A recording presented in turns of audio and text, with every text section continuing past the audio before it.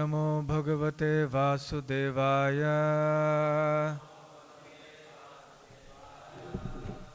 ओम नमो भगवते वासुदेवाय। ओम नमो भगवते वासुदेवाय। नारायणं नमस्कृत्य नरं चैव नरोत्तमं देवीं सरस्वतीं व्यासं ततो जयमुदीरयेत्। नष्टप्रायेष्वभद्रेषु नित्यं भागवत सेवया भगवत्युत्तमश्लोके भक्तिर्भवति नैष्ठिकी। Reading from Srimad Bhagavatam, Canto 6, Chapter 3. Yamaraj instructs his messengers. Text 16. Yam vai na gobhihi manasa asubhihi va hrida gira va asubhritaha vichakshate atmanam antahridi santam atmanam chakshuhu yatha eva akritayah tatah param.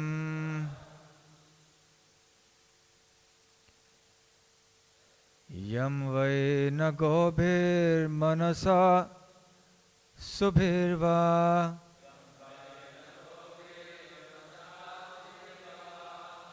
hrida girava subhrito vichakshate atmanamantar hridi santamatmanam chakshur yathaiva kritayas-tatah param. Yam vai na gobhir manasa subhirva hrida girava subhrito vichakshate atmanamantar hridi santamatmanam chakshur yathaiva kritayas-tatah param. Yam vai na gobhir manasa subhirva hrida girava subhrito vichakshate atmanamantar hridi santamatmanam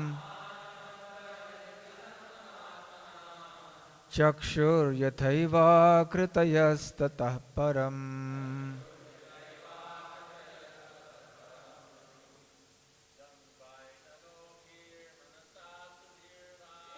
Yam vai na gobhir manasa subhirva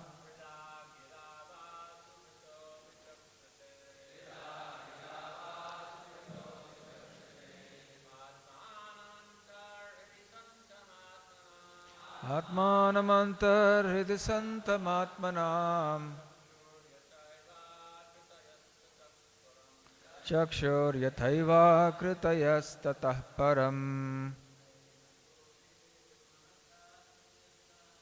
Yam vai na gobhir manasa subhirva hrida girava subhrito vichakshate Atmanamantar santamatmanam Chakshur yathaiva kritayas tatah param Yam vai na gobhir manasa subhirva Dava subhrito vichakshate Atmanamantar santamatmanam Chakshur yathaiva kritayas tatah param Gobhir manasa subhirva Tada girava subhrito vichakshate Manamantar santamatmanam Yathaiva kritayas tatah param Mataji's. Okay, chant.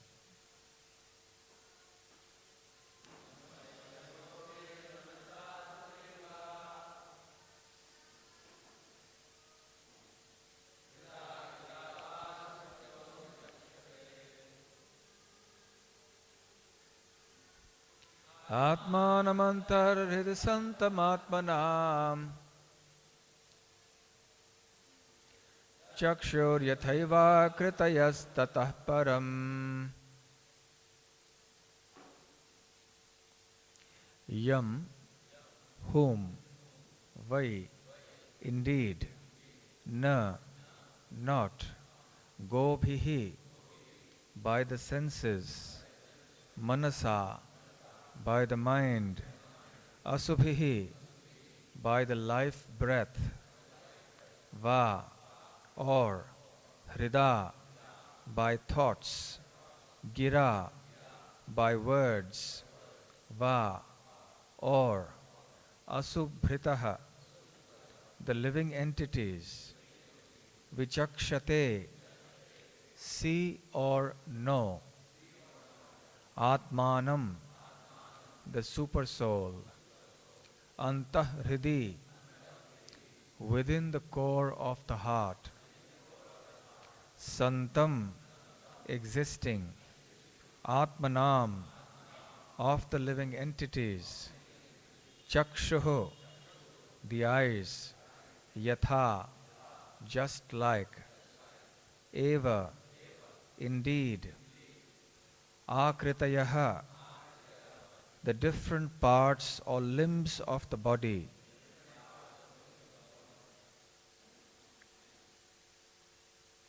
tataha,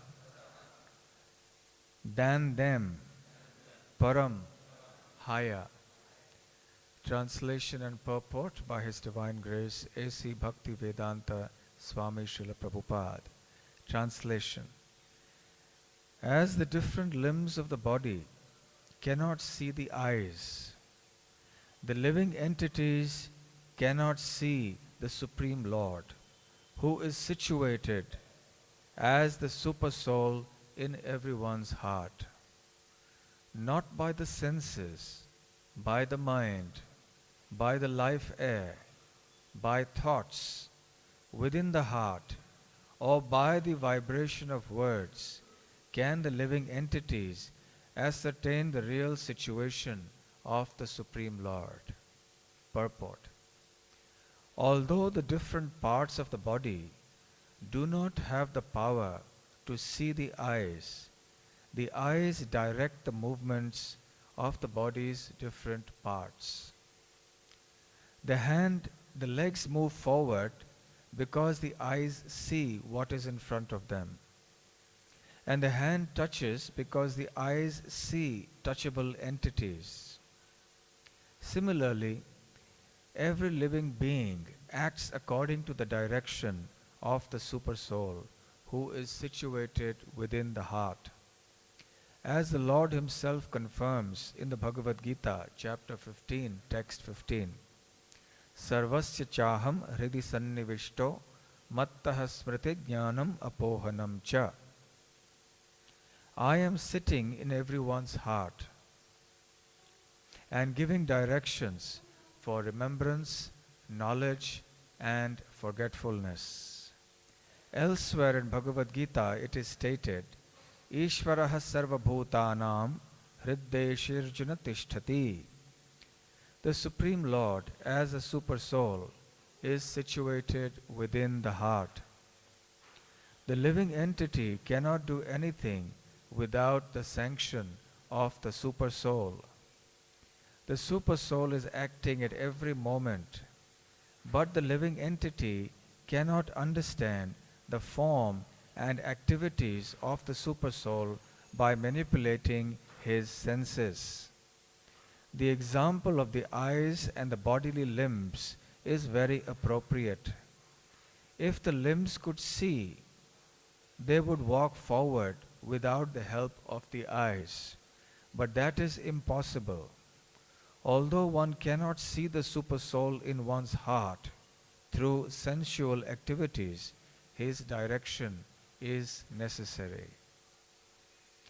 Om Ajnanatimirandhasya Jnananjana Shalakaya Chakshurun Militam Yena Tasmai Shri Gurave Namaha Shri Chaitanya Manobhishtam Sthapitam Yena Bhutale Swayam Rupakada Mahyam Dadati Svapadantikam Vandeham Shri Guru Shri Yutapadakamalam Shri Gurun Vaishnavamscha Shri Rupam Sagrajatam Sahagana Raghunathanvitam Tam Sajivam Sadvaitam Savadhutam Parijana Sahitam Krishna Chaitanya Devam Shri Radha Krishna Padang Sahagana Lalita Shri Vishakhanvitamscha Nama Om Vishnu Padaya Krishna Presthaya Bhutale Srimate Bhakti Vedanta Swamin Niti Namine Namaste Saraswate Deve Gauravani Pracharine Nirvishesha Shunyavadi Paschatya Deshatarine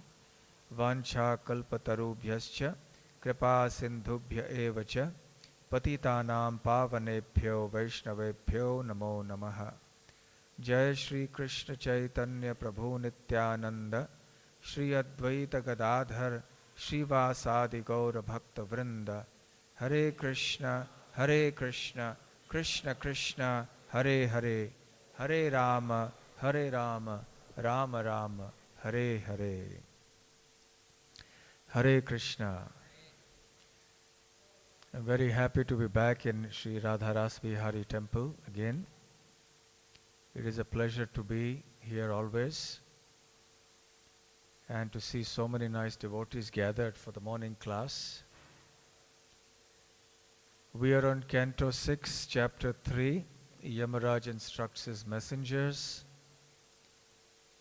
Yamaraj is speaking about the glories of the Supreme Lord, the glories of his devotees, and he also points out in this verse how the living entities are always dependent upon the Supreme Lord. They are never independent. He gives a very picturesque example of the relationship that the limbs of the body have with the eyes.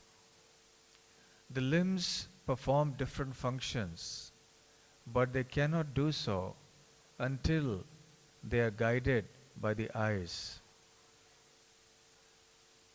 The limbs themselves cannot see the eyes. The eyes can see the limbs, and the eyes will direct the limbs to act in certain ways. But the limbs cannot independently act. So similarly, Yamaraj is explaining that the super soul, the Supreme Lord as a super soul in everybody's heart, is directing everybody's actions. Sarvasya chaham hridi sannivishto mattah smriti jnanam apohanam cha. So seated as a super soul, the Lord is the eternal witness of everything we do. Upadrashtanumanta cha bharta bhokta maheshwaraha paramatmeti chapyukto dehesmin purushah paraha. So Krishna explains in the Bhagavad Gita that there is another Purusha apart from the Jiva or the spirit soul. Dehesmin Purushaha Paraha. And this Purushaha is supreme. He is a supreme enjoyer seated within the body. Dehesmin, that means inside the body. And he is called the Paramatma because he is supreme. Because he is the Purushaha Param, Param Purush. Therefore he is called the Param Atma. He is the super soul, not just the soul. And he is the Upadrashta, he is the witness, the overseer. He is the Lord and Master, the witness of everything that we do. The Upanishads speak about the soul and the super soul being like two birds on the branch of a tree, where one bird representing the spirit soul is busy enjoying the fruits of the tree, meaning the different the reactions of the actions it has performed previously. And the other bird representing the super soul is merely quietly witnessing everything. So without the help of the super soul, we can actually do nothing. We cannot even lift our fingers. If we want to sleep, if the super soul doesn't permit us, we will not get sleep. And if we want to wake up, if the super soul doesn't permit, we will not wake up ever. So for every little thing at every moment in our life, we are guided by the super soul. Without the super soul's direction, it is not possible for us to act in this world. So the recognition of the fact that the super soul exists is very important. The super soul sees before we see. The super soul hears before we hear. The super soul smells before we smell. The super soul tastes before we taste. The super soul touches before we touch. In other words, we cannot experience anything unless the super soul has first experienced it. Ultimately, he is the real experiencer of everything.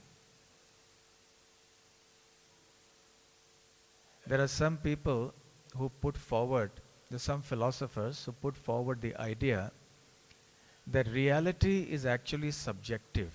Subjective means that it depends on the individual's perception. So they extend this argument or logic to say that the world, we are able to describe the world as it is around us because we are here to see it and think about it and talk about it. But if none of us were existing here, would this world exist? Would this world be there? Does the world exist independent of us who are the observers? So some of them say no. So they say the world exists only in the imagination of the observer. But the fact is that there is an ultimate observer. Even if no living entities were present, the super soul or the spirit supreme Lord is present always, before the creation, during the creation, and after the creation. So he is the constant witness or the observer of everything. So there is never a time when there is no witness to anything. So the reality is objective, but there is something subjective. That is the perception of the different living entities about reality will vary depending on the consciousness of the living entity. The conditioned living entity has one type of perception about, let us say, the material energy, whereas the liberated soul will see the material energy differently. Even amongst different types of conditioned souls, there are different visions or ideas about the material energy. So therefore, perceptions of the reality may vary. So that is subjective. Perceptions are subjective, depending on one's level of consciousness. But the reality is what it is. One of the first lessons we learn in the Bhagavad Gita is that this material world is dukkhalayam ashashvatam, which means it is an abode of misery and it is temporary. But then we have a great personality like Prabodhananda Saraswati Thakur, who says, Vishwam Purna Sukhayate. He says this world is full of bliss. He's talking of this world, same world in which we live. So which is the reality? Is this world full of bliss? That means Lord Krishna is lying? Or is Prabodhananda Saraswati Thakur mistaken and he's in some kind of illusion? So what is the answer? The answer is both are true.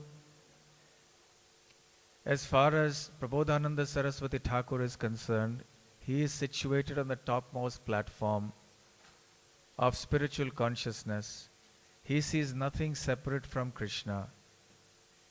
So therefore, because he is seeing the connection always with Krishna, he is always Krishna conscious. So everything around him is blissful, because Krishna consciousness is blissful. When we remove the connection to Krishna, then it becomes miserable.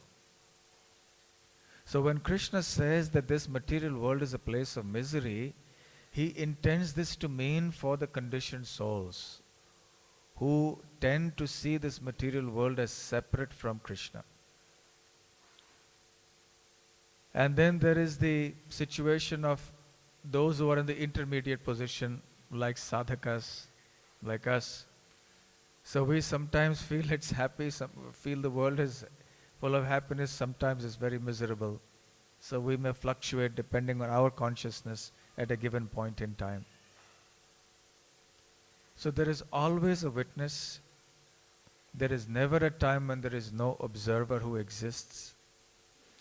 In fact, we cannot even understand ourselves without understanding the Supreme Lord.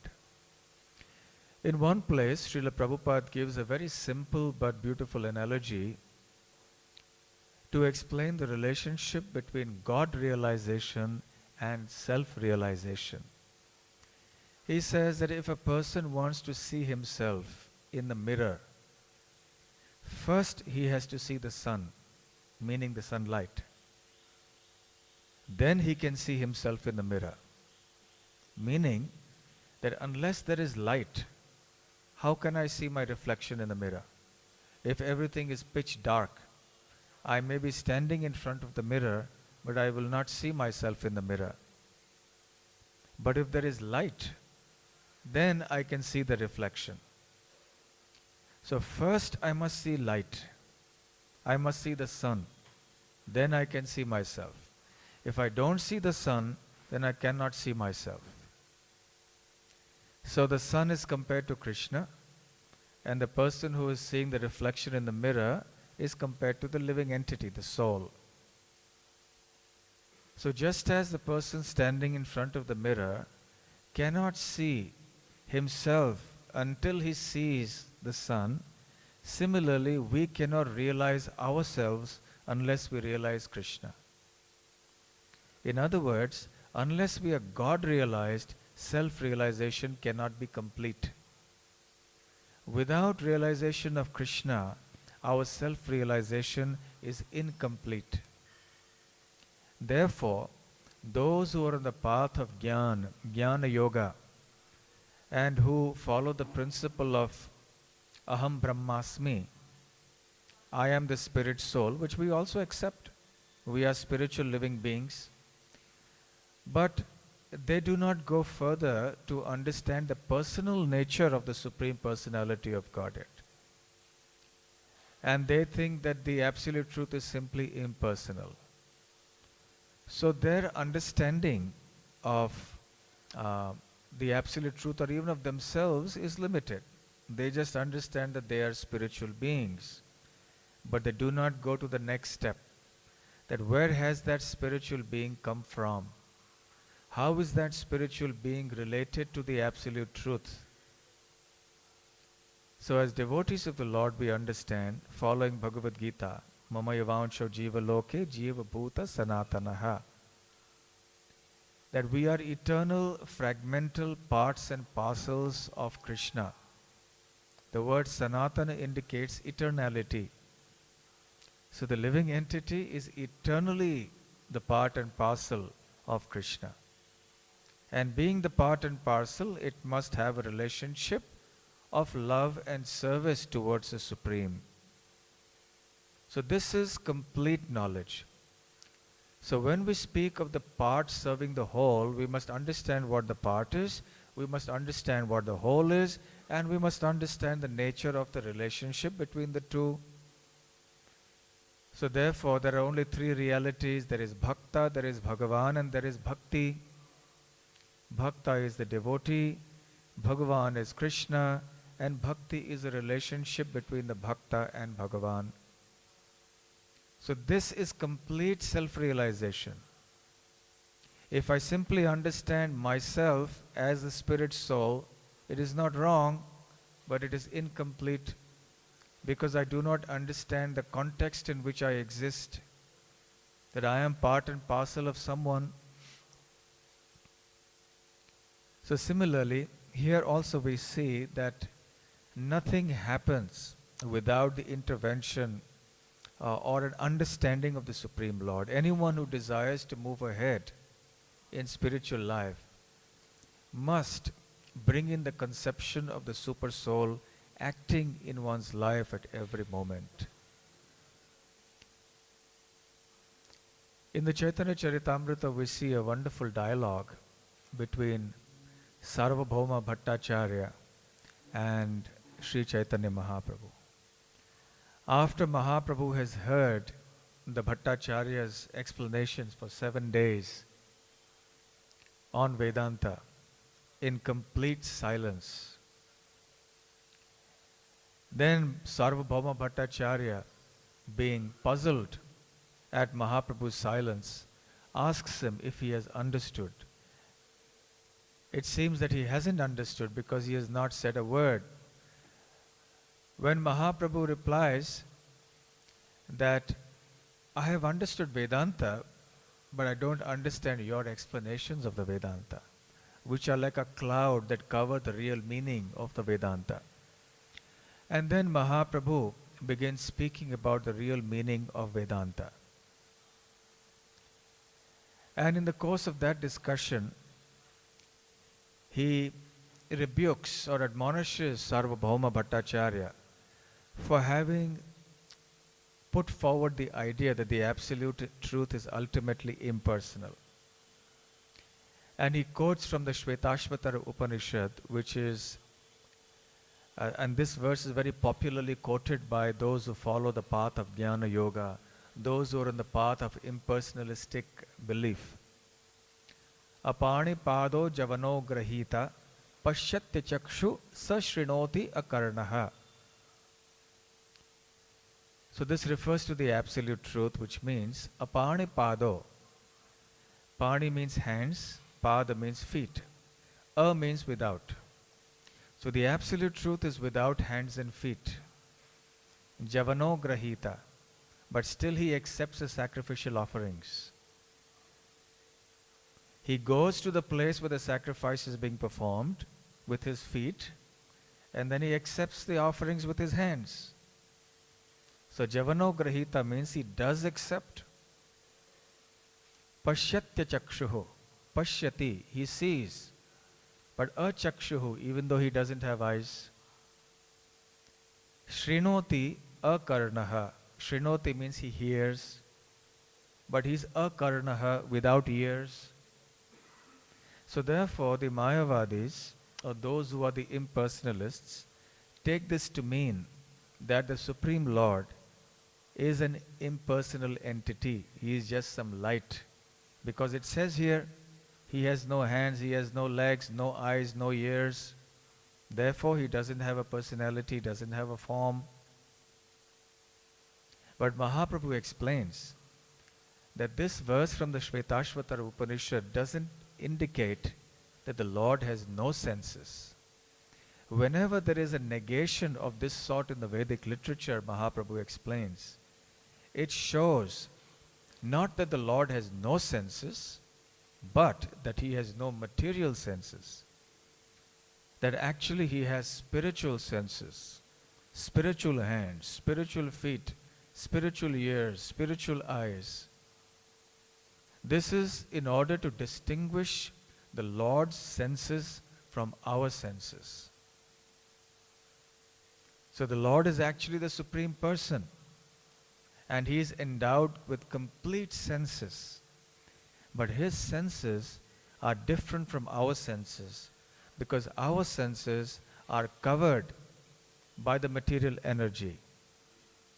Therefore, we are called conditioned living entities. But the Supreme Lord's senses are never covered by the material energy at any time or under any circumstances. So the Supreme Lord's senses are always spiritual. In the Chaitanya Bhagavat, when the Mahaprakash Leela of Chaitanya Mahaprabhu is going on, when Mahaprabhu is bestowing unlimited mercy on his associates, and he calls out to them one by one, and then gives them abundant mercy, and fulfills whatever desires they have. He asks, what do you want?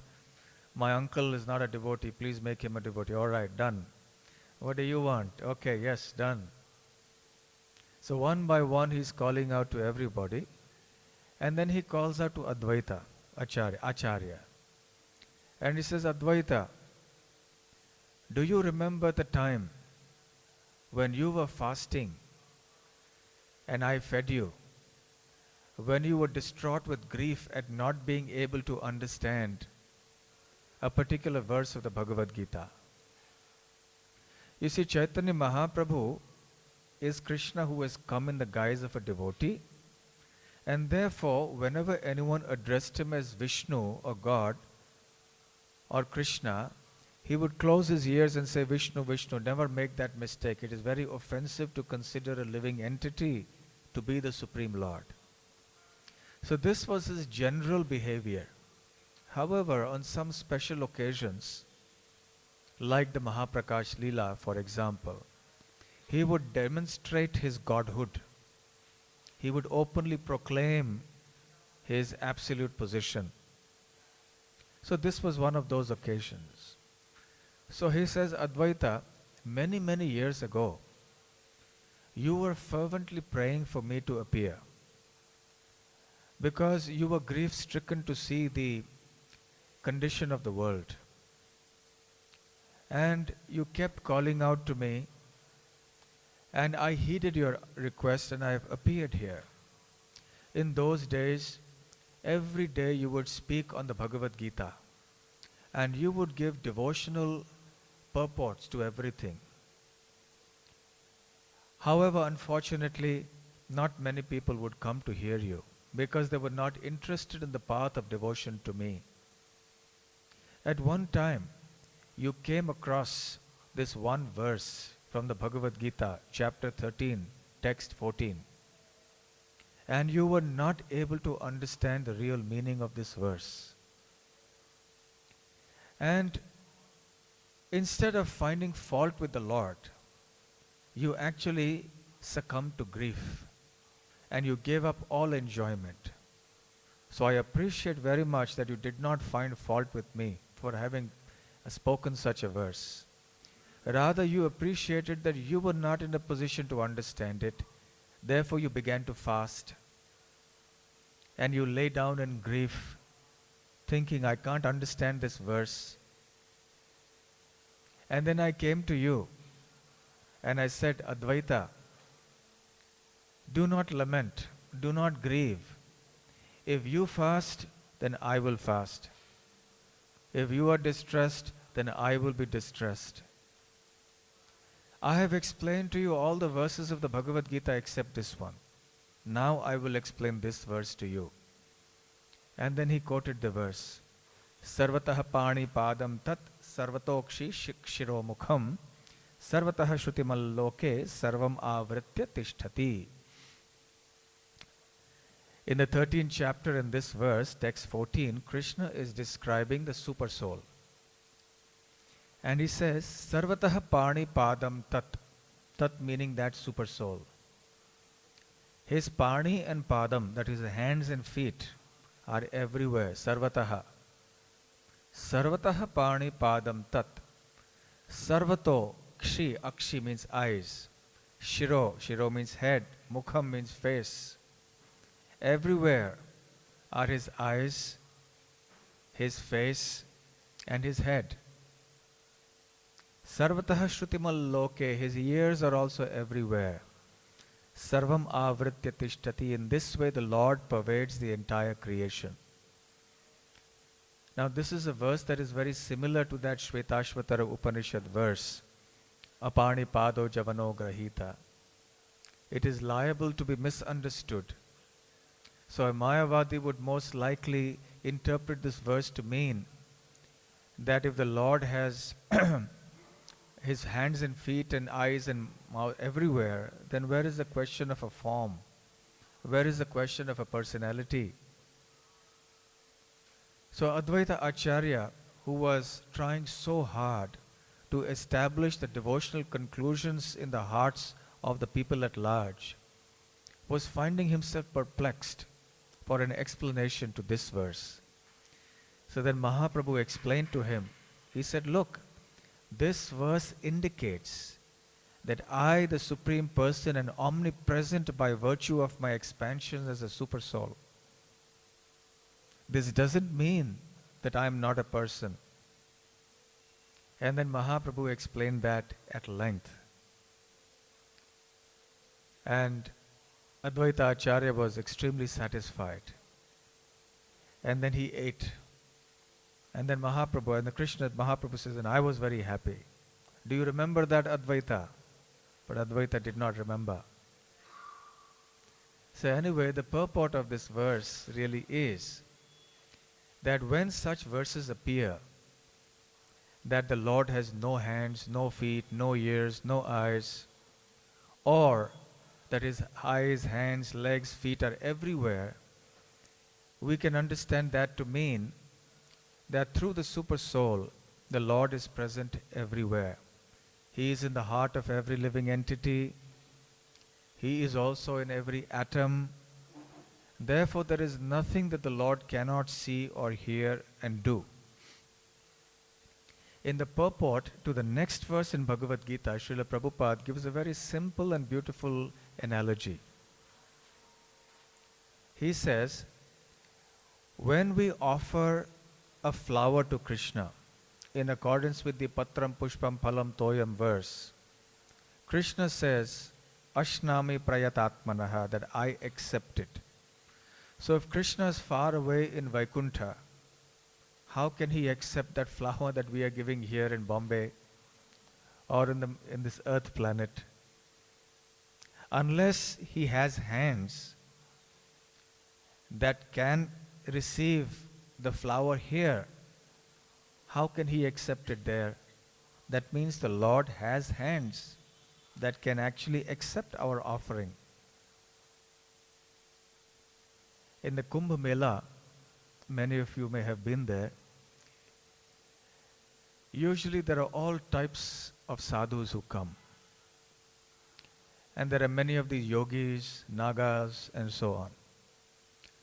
So there was one lady who was on the first floor of one of the dharamshalas in that site. And there were huge crowds of people walking towards the bathing site. This was for many years ago.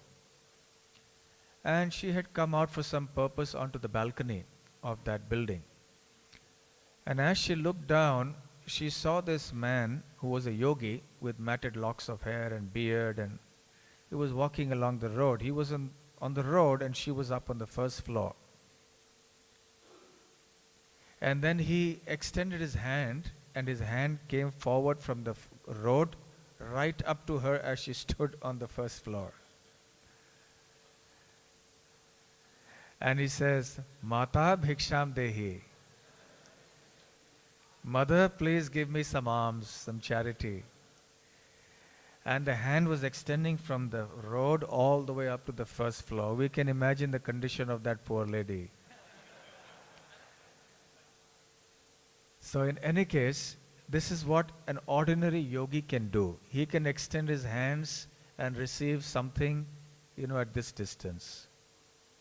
Srila Prabhupada used to say that the yogis sometimes, they can, sitting here in India, in Calcutta, they can pluck a pomegranate fruit in Kabul.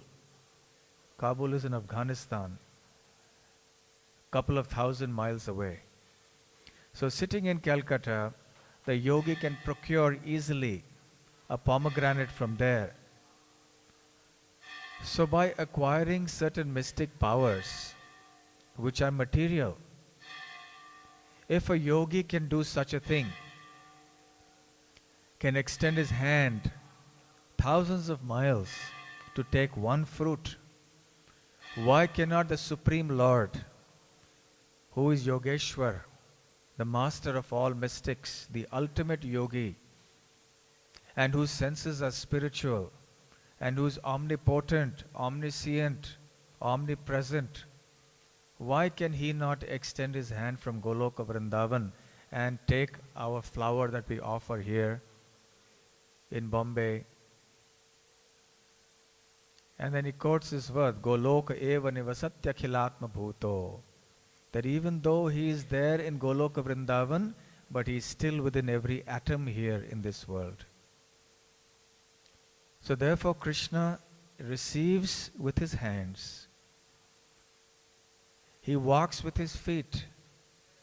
Elsewhere, Prabhupada says also that Jagannath, he accepts with his hands 56 offerings 8 times a day in Jagannath Puri. How can he accept it if he has no hands? Or he walks also in the Rath Yatra, he moves. So in other words, the Lord, by his expansion, the Super Soul, manifests his divine transcendental senses and hears, sees, touches, tastes, accepts, gives, and the living entity follows. The living entity can only follow behind the Lord and his direction. The living entity has no independence to do anything without the Lord's assistance and his direction. So that is the sum and substance of the message that Yamaraj is giving to his assistants, the Yamadutas. Today also happens to be the disappearance day anniversary of Sri Lochan Das Thakur. Lochan Das Thakur was an associate of Sri Chaitanya Mahaprabhu. He was born some 30 plus years after Mahaprabhu was born in Bengal, in the Katwa district, Birbhum district in the Katwa area. And he's most famous for his book, the Chaitanya Mangal. He was born in a family of Vaidyas, physicians. His father's name was Kamalakar. His mother's name was Sadanandi. And right from his very childhood, he exhibited a very spontaneous attachment for Sri Gauranga Mahaprabhu and his devotees. He would love to spend his time hearing about Sri Chaitanya Mahaprabhu and participating in devotional activities. In childhood itself, he was married, as was the custom in those days. But then the boy and the girl would stay with their respective parents till they grew up. And after growing up, the girl would go to the husband's house. So Lochan Das Thakur, in accordance with the custom of those times, was married. And because he was exhibiting such tremendous devotion and renunciation, his parents became worried that we've already married him, and if he becomes renounced, what's going to happen? So they approached his guru, Narahari Sarkar Thakur. And Narahari Sarkar then asked Lochan Das Thakur to go and visit his wife's house, which was in another village. Now it was many, many years since he had gone to that house. So he reached that village and he didn't know where to find the house of his wife. He had not seen her because only when they were small children they had seen each other. Now many, many years had passed. So he saw a young girl on the road and he addressed her and said, "Mother, can you tell me the name of such and such?" He named his father-in-law. So she said, "Yes, the house is over there." So he went there and later discovered that the girl he had met on the street was actually his wife. So he said, "Well, I've addressed her as mother, now what can I do?" But he was already married to her. So then he lived with her in that spirit. A very extraordinary situation that came up, and he continued to live like that. That is how his life went by. Narahari Sarkar Thakur was very pleased with Lochan Das Thakur's devotion. He blessed him very greatly and he taught him various styles of kirtan, and he ordered him to write a biography of Sri Chaitanya Mahaprabhu. So Lochan Das Thakur set himself to this task. He studied Murari Gupta's Kadachas and his book, the Chaitanya Charita, which was in Sanskrit. This was one of the most original, one of the earliest recordings of the pastimes of Sri Chaitanya Mahaprabhu. The notes of Swarup Damodar Goswami and the diary of Murari Gupta, the Kadachas of Murari Gupta, these were the two primary sources of information for Mahaprabhu's pastimes, based on which all other books, be it the Chaitanya Bhagavatam or the Chaitanya Charitamrita, have been composed. So, Murari Gupta's Chaitanya Charita was already in existence, but that was in the Sanskrit language.